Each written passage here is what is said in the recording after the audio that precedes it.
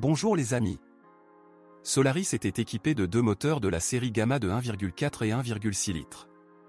Il existe des exemples réels qui ont parcouru 300 à 500 000 km sans intervention sur le moteur et la boîte de vitesse. Les moteurs sont équipés d'un entraînement par chaîne de distribution fiable. Dans le même temps, il convient de noter qu'à un kilométrage de 150 à 200 000 km, il y a eu des cas isolés de saut de chaîne de distribution en raison d'un tendeur hydraulique défectueux. Certains se plaignent du bruit du moteur. Mais ce n'est qu'une caractéristique provoquée par le fonctionnement des injecteurs de carburant. Pendant le fonctionnement, des difficultés de démarrage à froid surviennent. De plus, les propriétaires de voitures remarquent souvent une détonation lorsque la vitesse augmente jusqu'à 2800 à 3000 TR/minute. Le fabricant, aux prises avec le problème, a publié un logiciel mis à jour. Une surchauffe inattendue dans les embouteillages avec l'arrivée de la chaleur est un phénomène qui survient après 40 000 km. Il y a plusieurs raisons à cela. Le premier est le radiateur, envahi par toutes sortes de débris, feuilles et peluches. Le second, non moins courant, est une turbine de ventilateur de refroidissement de radiateur cassé. Le jeu de la turbine ne se révèle en aucun cas, puisqu'il n'y a pas de bruit parasite. La cause du jeu est le dévissage spontané de l'écrou de fixation de la roue. Le défaut ne peut être diagnostiqué qu'en déplaçant la roue elle-même. Certains propriétaires, après 50 000 à 70 000 km, ont remarqué des fuites d'huile à la jonction de la boîte de vitesse et du moteur. L'un des coupables est un bouchon technologique mal serré dans le bloc cylindre. Il est situé derrière le volant moteur. Plus rarement, la source de la fuite est le joint d'huile de l'arbre d'entrée. Malheureusement, dans les deux cas, la cause de la fuite ne peut être déterminée sans démonter la boîte de vitesse. Après 90 à 100 000 km, le tendeur de courroie d'entraînement de l'accessoire peut faire du bruit. Heureusement, le fabricant a remplacé l'appareil défectueux sous garantie. Les bobines d'allumage devront être remplacées après 100 à 150 000 km. Après 100 à 150 000 km, plusieurs cas désagréables de destruction du catalyseur ont été enregistrés. Ces restes sont entrés dans les cylindres, ce qui a provoqué des éraflures. Le moteur ne peut pas être réparé et doit être remplacé. Le catalyseur lui-même peut se boucher après 100 à 150 000 km. Il ne sert à rien de retarder son remplacement ou son retrait, afin d'éviter une destruction catastrophique à l'avenir. Les symptômes sont une baisse de traction et un check allumé.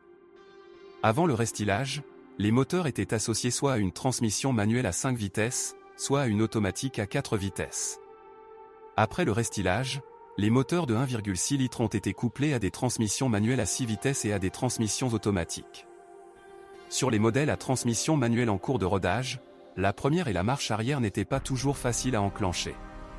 La raison est le manque de synchroniseur. Si des difficultés survenaient, il suffisait d'appuyer à nouveau sur l'embrayage. Par la suite, le mécanisme de la boîte a été meulé et de tels problèmes ne sont pratiquement pas survenus. Parfois, la boîte commençait à émettre des sons étranges, un bruit de grincement au démarrage ou un bruit de brassage après l'échauffement. La raison en est la bague de rotation du roulement de l'arbre d'entrée dans le siège du corps de la boîte. Temporairement, le roulement peut être placé sur du mastic. Mais, à l'amiable, le couvercle du boîtier et le roulement doivent être remplacés. Un craquement lors du passage en troisième vitesse se produisait parfois en raison d'une panne du synchroniseur en plastique. Les journalistes du journal Auto Review ont également rencontré un problème similaire lors des tests de durée de vie du Hyundai Solaris. De nombreuses personnes ont ressenti un bourdonnement lorsqu'elles conduisaient en marche arrière. Le bulletin technique, dans un tel cas, prescrivait le remplacement de la cloche et du disque d'embrayage.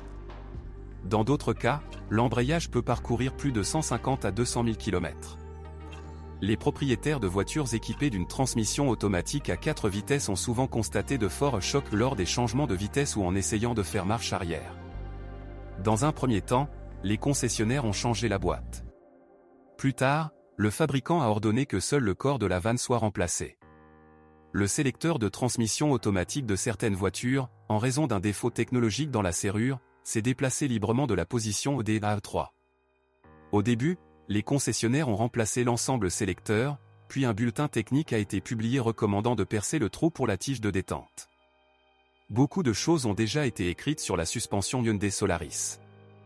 La modernisation de février 2012 a rendu la voiture plus assemblée, mais aussi plus rigide.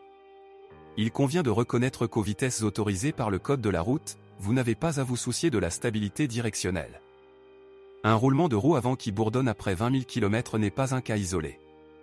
En moyenne, la durée de vie des roulements sur l'essieu avant est d'environ 100 à 120 000 km et sur l'essieu arrière de plus de 150 à 200 000 km. La première Hyundai Solaris était équipée de rondelles en plastique dans les arbres de transmission. Ils étaient destinés au transport de l'unité et, une fois installés sur une voiture, ils devaient être retirés. Mais pour une raison inconnue, cela n'a pas été fait. Pendant le fonctionnement, du bruit et du jeu sont apparus dans les roulements du moyeu. Plus tard, après avoir appris son erreur, Hyundai a envoyé un bulletin technique aux concessionnaires leur demandant de retirer les rondelles en plastique des arbres de transmission lors de l'entretien. Il convient de noter que les éléments clés de la suspension durent longtemps. Les rotules et les blocs silencieux des leviers ne nécessitent pas d'attention jusqu'à 120 000 à 170 000 km. La crémaillère de direction commence parfois à cogner au cours des 1000 premiers kilomètres. Ceux qui ont eu la chance de voir le rail remplacé ne se sont pas réjouis longtemps. Bientôt, le bruit de cognement revint, même si les revendeurs assurèrent que les nouveaux racks avaient été modifiés. Plus tard, en avril 2012, un bulletin technique et un kit de réparation de rack ont été publiés. La raison du cognement est un grand espace dans la butée et la butée de la crémaillère de direction. En pratique, la cause la plus fréquente de cognement dans la crémaillère est l'usure de la douille droite. Sur les voitures fabriquées d'octobre 2010 à mai 2011, du liquide s'est échappé de la crémaillère de direction du côté gauche. Dans ce cas, les revendeurs ont remplacé l'ensemble de crémaillère. Certains propriétaires constatent l'apparition d'une différence d'effort lors de la rotation du volant. Le dossier est sous garantie et est également lié au remplacement du rack. Sur des routes inégales, les étriers de frein avant peuvent vibrer. Vous pouvez vous débarrasser du bruit en remplissant les guides de lubrifiant. Les étriers arrière peuvent devenir acides après 100 à 150 000 km. Après 150 à 200 000 km, il est souvent nécessaire de changer le joint homocinétique extérieur en raison du vieillissement des anthères. Un réseau de petites fissures apparaît sur les plis intérieurs, et la botte ne tarde pas à se déchirer, laissant entrer saleté et poussière.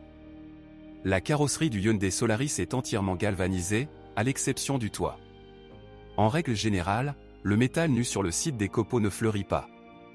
Mais il existe des spécimens qui, après l'hivernage, ont déçu leurs propriétaires avec de petites taches de rouille sur le toit, les ailes, le capot et le couvercle du coffre. Au fil du temps, l'intérieur de la poignée extérieure de la porte se décolle.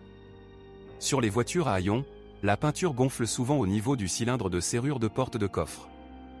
De plus, au bout de 3 à 5 ans, le caoutchouc du bouton d'ouverture du coffre se brise. L'humidité pénètre à l'intérieur, les contacts s'oxydent et le bouton tombe complètement en panne. En raison de fixations fragiles, les pare-chocs avant et arrière sortent de leur siège. Même un léger contact du pare-choc avec un corps étranger entraîne des conséquences désagréables, des attaches cassées et un coin dépassant. De fortes vibrations lors de la conduite sur des routes inégales peuvent faire céder les supports des phares anti-brouillard et le phare lui-même peut tomber du pare-choc. La même considération attend les bouchons PTF. De plus, il arrive parfois que la couche supérieure de verre PTF se décolle. Dans ce cas, les concessionnaires remplaceront le phare sous garantie. Parfois, le couvercle du coffre ne se ferme pas du premier coup, ce qui suscite des critiques. Dans ce cas, il est nécessaire de régler la boucle de verrouillage en la soulevant. Le grincement d'une porte qui s'ouvre est un phénomène courant. La source est le limiteur d'angle d'ouverture, qui doit être lubrifié. Au fil du temps, les phares commencent à transpirer beaucoup. Il est possible de remplacer les optiques sous garantie lorsqu'une mer entière s'y accumule. Une caractéristique intéressante est que le capteur de niveau de liquide lave-glace ne fonctionne pas si de l'eau ordinaire est versée dans le réservoir. Beaucoup de gens pensent à tort que le capteur est cassé. Des problèmes avec les clignotants peuvent survenir en raison du fait que le bouton des feux de détresse reste en position à moitié enfoncé. Dans cet état, il bloque le fonctionnement des clignotants et du témoin de ceinture de sécurité. La radio peut parfois réinitialiser les fréquences radio réglées sans raison apparente. Et après 60 000 à 80 000 km, le siège conducteur chauffant tombe souvent en panne. De plus, il brûle parfois même le rembourrage de la chaise. Le constructeur affirme que le défaut a été éliminé en 2014. Le générateur s'use après 150 à 200 000 km. Pour le restaurer, vous devrez remplacer les roulements ou l'ensemble balai. En raison du givrage de l'évaporateur du climatiseur, après 1 à 2 heures de fonctionnement constant de la climatisation en mode refroidissement, l'alimentation en air de la cabine s'arrête. le bulletin technique demande de modifier le fil de contact. Si vous connaissez d'autres dysfonctionnements de modèle, assurez-vous d'en parler. Bonjour les amis, vous cherchez une voiture d'occasion, vous devez prêter attention au site web carm.pro. Carm.pro est grand catalogue de voitures, moteurs, boîtes de vitesse. Et le meilleur, c'est que vous pouvez trouver des informations sur les pannes de n'importe quelle pièce. Complètement gratuit. Allez sur le site web carm.pro et découvrez tous les éventuels points faibles des voitures d'occasion.